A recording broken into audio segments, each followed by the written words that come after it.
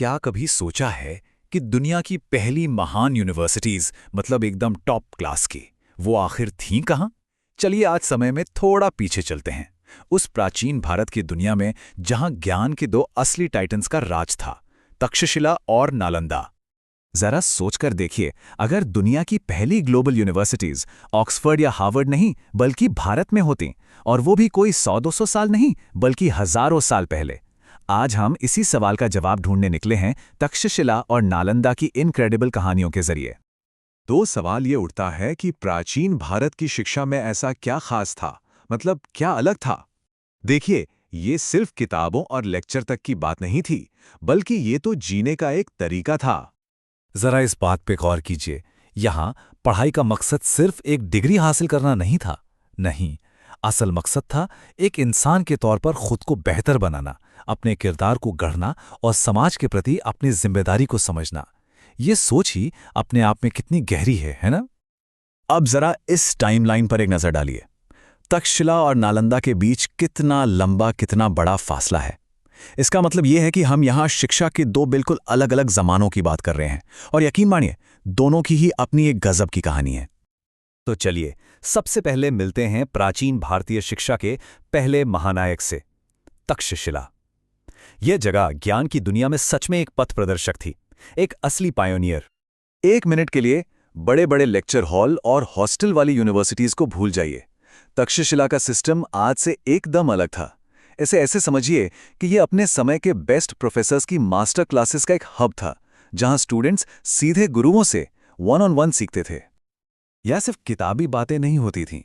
तक्षशिला का पूरा फोकस था प्रैक्टिकल स्किल्स पर, मतलब ऐसी चीजें जो असल दुनिया में काम आए। यहाँ कोई साम्राज्य चलाना सीख सकता था, सर्जरी करना सीख सकता था, या फिर तारों की चाल को समझना सीख सकता था। ये थी असली दुनिया के लिए असली शिक्षा। और जरा इन सब्जेक्ट्स पर नजर तो डालिए।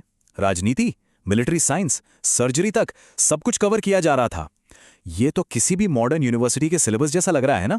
बस फर्क सिर्फ इतना है कि ये 2500 साल पुराना है। और तक्षशिला से जो लोग पढ़कर निकले ना, वो अपने समय के सचमुच के रॉक स्टार थे। हम बात कर रहे हैं पाणिनि जैसे विद्वानों की, जिन्होंने व्याकरण के नियम तय कर दिए, या फिर जीवक जैसे महान वैद्य की, जो खुद भगवान बुद्ध के निजी चिकित्सक थे। ये लोग सच में दुनिया बदल रहे थे। तो ये था तक्षशिला, पर कहानी अभी खत्म नहीं हुई है, बिल्कुल नहीं। अब तैयार हो जाइए प्राचीन भारतीय शिक्षा के अगले लेवल को देखने के लिए, नालंदा का महाविश्वविद्यालय। अंदाजा लगाइए नालंदा कितना बड़ा रहा होगा। अपने पीक पर यहां 10,000 से भी ज्यादा स्टूडेंट्स पढ़ते थे। 10,000! ये संख्या तो आज की कई बड़ी बड़ी यूनिवर्सिटीज से भी ज्यादा है। देखिए, अगर तक्षशिला छोटे छोटे इंडिपेंडेंट स्कूलों का एक समूह था, तो नालंदा को समझिए अपने जमाने की आईवी लीग।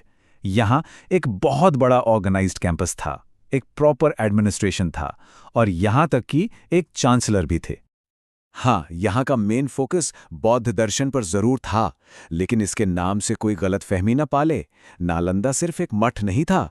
यहाँ मेडिसिन, मैथमेटिक्स, एस्ट्रोनॉमी, फिलॉसफी सब कुछ पढ़ाया जाता था। ये सच में गंभीर विद्वानों के लिए एक ग्लोबल सेंटर था।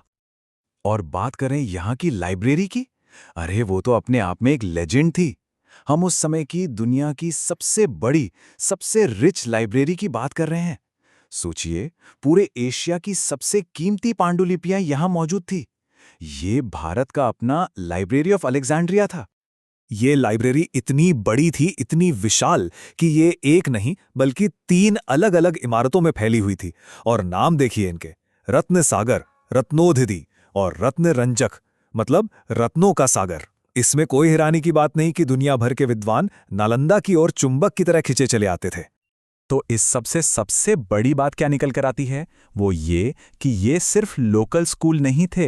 नहीं, तक्षशिला और नालंदा प्राचीन दुनिया में ज्ञान के ग्लोबल हब थे। ये वो जगहें थी जो पूरे एशिया से सबसे तेज और सबसे बेहतरीन दिमागों को अपनी ओर खींच रही थीं। जरा कल्पना कीजिए, सिर्फ पढ़ाई करने के लिए महीनों या शायद सालों तक का सफर तय करना पड़े। खतरनाक रास्ते, अनजान देश। नालंदा पहुंचने के लिए स्टूडेंट्स यही कर रहे थे। चीन, कोरिया, तिब्बत, यहां तक कि पारस जैसे दूर दराज के देशों से आ रहे थे। क्यों? बस दुनिया के सबसे महान विश्वविद्यालय में पढ़ने का एक मौका पाने के लिए। और हाँ, नालंदा में एडमिशन लेना कोई बच्चों का खेल नहीं था। उस जमाने के एक मशहूर चीनी स्कॉलर ने लिखा है कि यहाँ का एंट्रेंस एग्जाम दुनिया के सबसे मुश्किल एग्जाम्स में से एक था। मतलब यहाँ सिर्फ और सिर्फ बेस्ट ऑफ द बेस्ट को ही दाखला मिल पाता था। तो चलिए अब इन दोनों टाइटन्स को एक साथ रखकर देखते हैं। ये एक सीधी सीधी तुलना है कि तक्षशिला और नालंदा में मुख्य अंतर क्या थे। जैसा कि साफ दिख रहा है, दोनों का स्ट्रक्चर, फोकस, यहाँ तक कि जमाना भी बहुत अलग था। लेकिन एक बात पक्की है, दोनों ही अपनी अपनी जगह प्राचीन शिक्षा की दुनिया के असली महानायक थे। तो सवाल ये है कि इन सब बातों का आज क्या मतलब है? हम आज इन प्राचीन यूनिवर्सिटीज के बारे में बात ही क्यों कर रहे हैं? जवाब छिपा है इनके मूल सिद्धांतों में। ऐसे सिद्धांत जो 21वीं सदी में भी उतने ही जरूरी हैं जितने तब थे। और इस पूरी शिक्षा व्यवस्था के केंद्र में क्या था? गुरु शिष्य का रिश्ता। ये सिर्फ जानकारी डाउनलोड करने जैसा नहीं था। नहीं, ये मार्गदर्शन के बारे में था, सलाह के बारे में था, और एक ऐसे गहरे पर्सनल कनेक्शन के बारे में था जो गुरु और शिष्य के बीच बनता था। शायद कुछ ऐसा जो आज की मॉडर्न एजुकेशन में कहीं खो सा गया है। और ये सिर्फ एकेडमिक्स की बात नहीं थी। फोकस था कैरेक्टर बिल्डिंग पर, क्रिटिकल थिंकिंग को बढ़ावा देने पर, और स्टूडेंट्स को ये सिखाने पर कि समाज की सेवा कैसे की जाए। मतलब मकसद सिर्फ एक चलती फिरती एनसाइक्लोपीडिया तैयार करना नहीं था, बल्कि एक संपूर्ण, एक बेहतर इंसान बनाना था। ये दुख की बात है कि समय के साथ तक्षशिला और नालंदा दोनों का ही पतन हो गया, लेकिन उनकी विरासत वो आज भी जिंदा है। इन महान विश्वविद्यालयों में जो विचार पैदा हुए वो पूरे एशिया में फैले और धीरे धीरे दुनिया के इंटेलेक्चुअल डीएनए का हिस्सा बन गए। तो जाते जाते एक आखिरी सवाल, ऑनलाइन कोर्सेज और स्टैंडर्डाइज्ड टेस्ट्स की इस दुनिया में हम शिक्षा के इन प्राचीन दिग्गजों से क्या सीख सकते हैं? क्या होलिस्टिक डेवलपमेंट, कैरेक्टर और समाज सेवा पर उनका जोर सीखने के भविष्य का ताला खोलने वाली चाबी हो सकता है? इस पर सोचिएगा जरूर।